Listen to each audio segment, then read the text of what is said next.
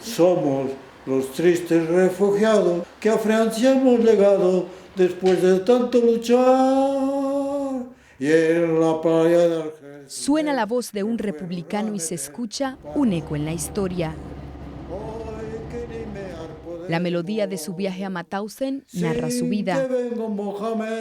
Condenados al exilio sin sospechar que meses más tarde vivirían algo peor. Ale, ale.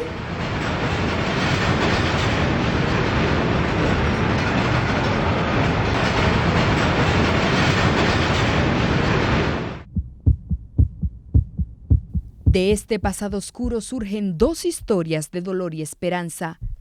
Cristóbal Soriano llegó a Mauthausen a los 21 años. José Marfil apenas tenía 19.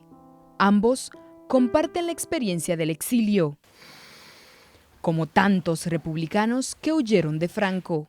Porque el que no estaba de acuerdo lo mataba. José escribió sus memorias en este escritorio y aún recuerda cuando les obligaron a alistarse en el ejército francés. Y cómo, en 1940, las tropas de Hitler les convirtieron en prisioneros de guerra. Nos encerraron en el vagón y llegamos a Mauthausen el 23 de noviembre del 40. Y los últimos hasta los empujaba para poder cerrar. Sabía que íbamos a Mauthausen, pero no sabíamos que era un campo de exterminación. En este lugar vivían o malvivían hacinados y enfermos. En un barracón se amontonaban hasta 300 personas.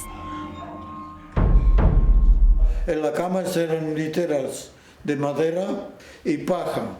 Cuando entraba al SS, lo primero que miraba eran las cámaras y miraba que uno no fuera más alto que el otro.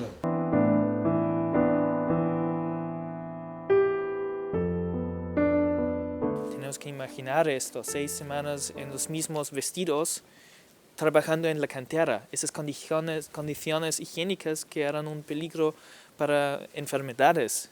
Tenía sarna porque el ambiente sin lavabo ni nada. Esqueletos vestidos de presos, hombres famélicos, con un peso medio de 28 kilos por la mala alimentación. Te daban un pan así de largo y esto era para 6. Una sopa que era líquida si llegaban los primeros y mejor si llegaba en los últimos, porque el fondo de la sopa estaba más espeso. Era la lucha por la vida. Esta nutrición solamente ha coberto 1/3 de las calorías que era necesario para los presos para mantener su peso.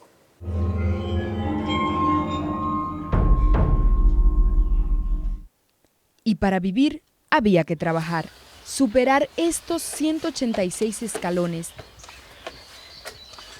70 metros, un trayecto que recorrían hasta 16 veces al día. Estuve a Mauthausen trabajando en la cantera.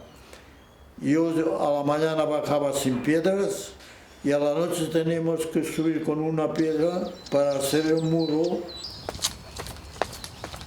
A veces en el invierno, como estaba todo helado, pues un SS daba un puntapié a uno y uno caía, hacían caer a los otros, ¡pam, pam, pam! Igual ahí se reían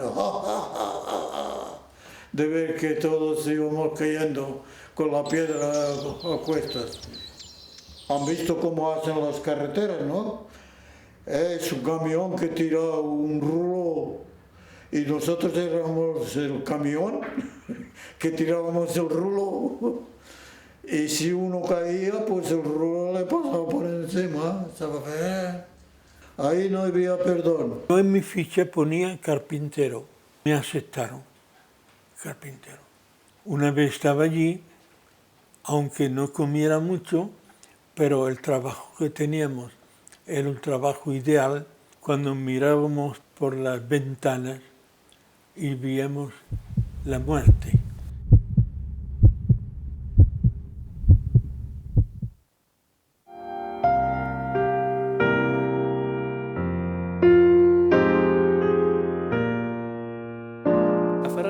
barracas habían, por ejemplo, flores y un grupo de prisioneros, su trabajo era mantener esas flores.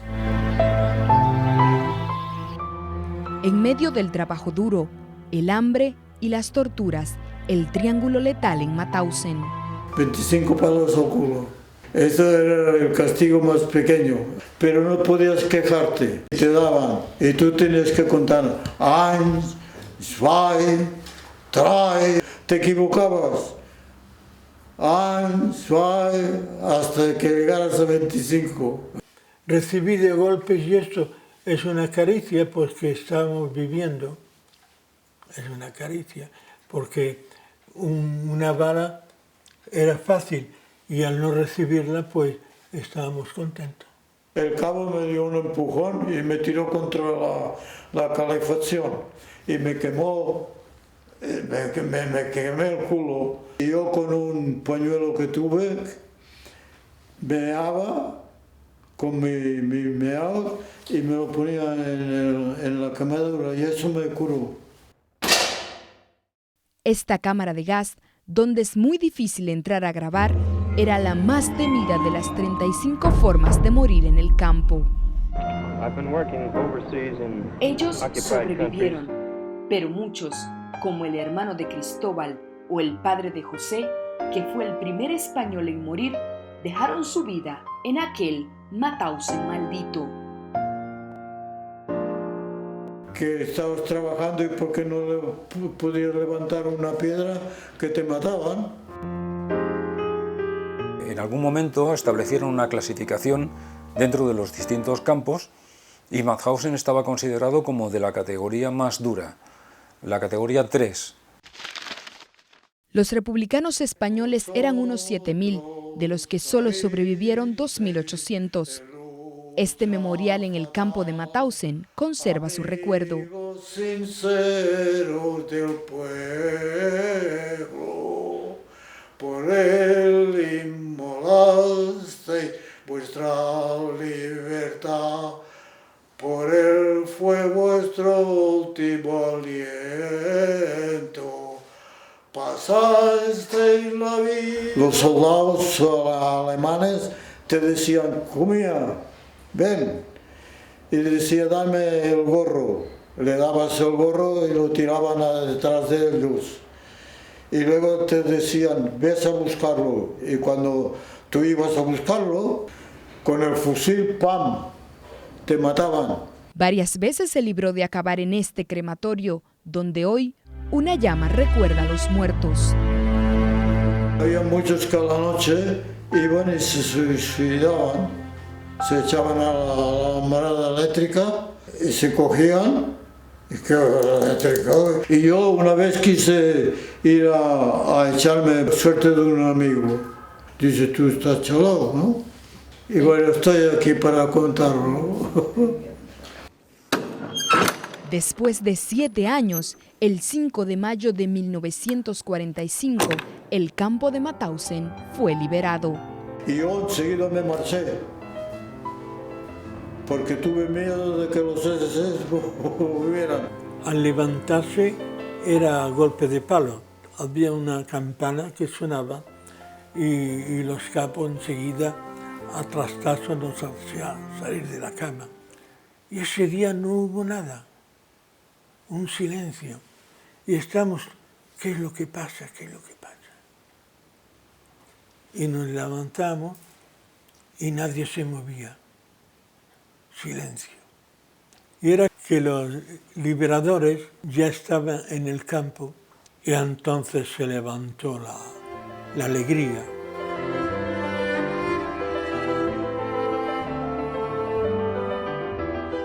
Una alegría que se mezcló con el caos. Los prisioneros destruyeron los símbolos de la represión. José Marfil se quedó 3 meses más ayudando a sus compañeros enfermos y malheridos. Luego se fue a Francia, donde rehizo su vida. La guerra. La guerra. Al igual que su compañero Cristóbal Soriano. Yo pienso en el campo y llega la hora de levantarse.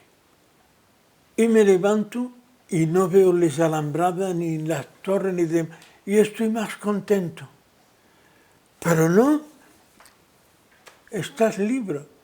Y respiraba el aire. ¿No me entiendes? Y es porque había pasado la noche pensando en el campo.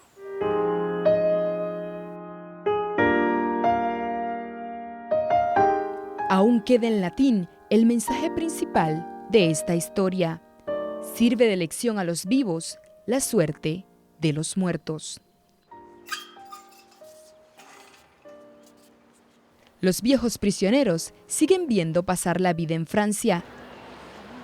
Aunque siempre que puede, Cristóbal vuelve a pasear por la Barceloneta que la guerra le obligó a dejar. La ciudad de mis amores, qué bonito es pasear por las ramblas de las flores, rodeada de montañas. La ciudad con la que soñaba mientras sobrevivía en un campo de concentración. Recuerdos al atardecer con los que saborea su libertad.